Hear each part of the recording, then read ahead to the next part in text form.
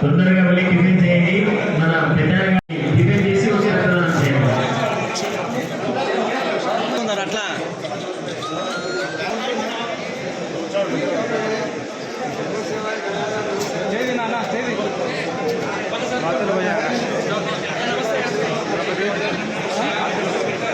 పోతే యూతల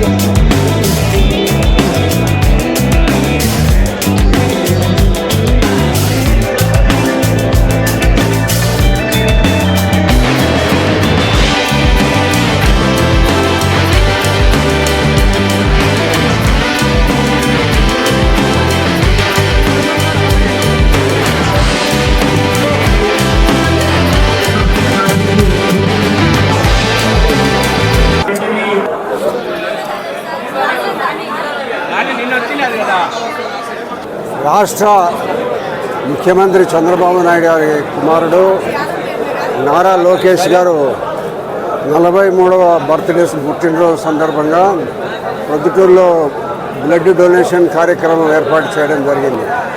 లోకేష్ గారు సుమారుగా 200 యువగలం పేరుతో రాష్ట్రమంతా పర్యటించి సుమారు 226 రోజులు ప్రయాణం చేసి 3132 కిలోమీటర్లు ప్రయాణం చేయడం జరిగింది.